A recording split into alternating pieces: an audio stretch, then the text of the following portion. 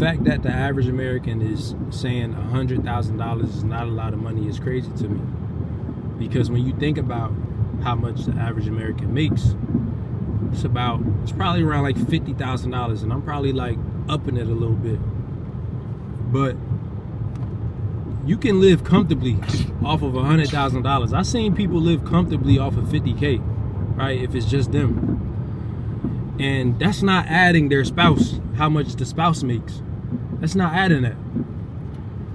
With 100K a year, you can get a nice apartment, or you get a nice house, right? With a good mortgage. You could get a nice car. You could wear new clothes still. You could eat wherever you want. You could still take vacations, right? It's probably not every weekend, or it's probably not super often, but you're still able to.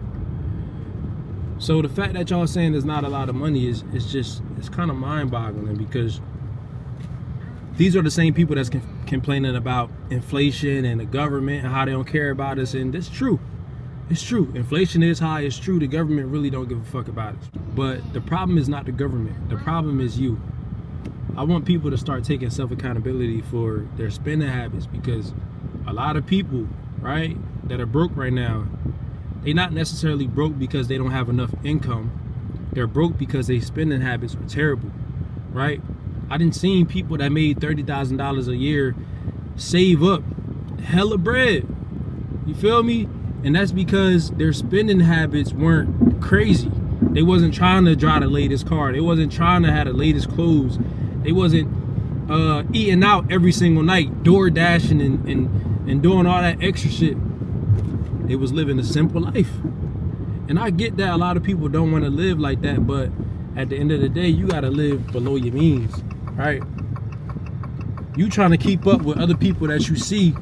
You trying to drive the Benz. You trying to rock the designer clothes. You trying to get this super expensive apartment, and you can't afford it.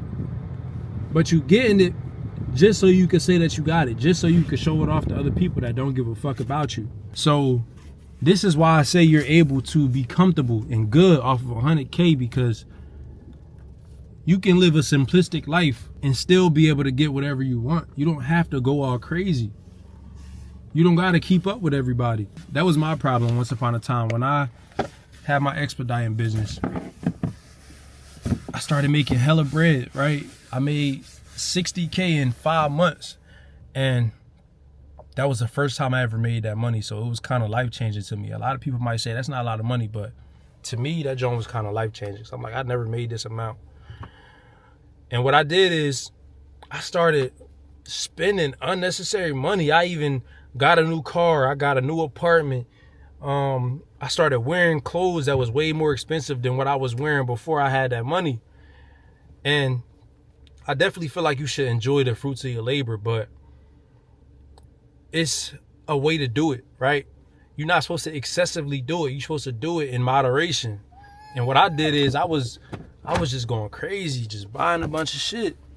Because I'm not thinking about what if. I'm not thinking, what if this business fails? What if I'm not making the same amount of money, right, around this time next year? I wasn't thinking about any of that. I was just spending. And that's usually what people do when they first touch some money. But yeah, it kind of like gave me a different perspective on money and how you should treat it, because I ain't gonna lie, bro, I went broke after I did that. I went broke and I didn't have to. And a lot of us are making a good amount of money. We just living above our means. We living outside of our tax bracket. And that's the problem. So 100K is very much so a good amount of money to live off of as a regular American. What's up? What's wrong? You getting out? You spilled all this juice on you, bruh. Yeah, why you spilling on you? Come on, let it go. I'm not gonna lie though, one thing I did learn was if you can't buy it 3 times, then you really shouldn't buy it. You really can't afford it. You should think about that when you go buy some shit. And I know when you first get some money, right? Let's say you came from poverty. First time you get some money, you go run through that bag, bro. You go and blow through that joint like Usain Bolt. But when you get your second bag, you might move a little smarter. You know what I'm saying?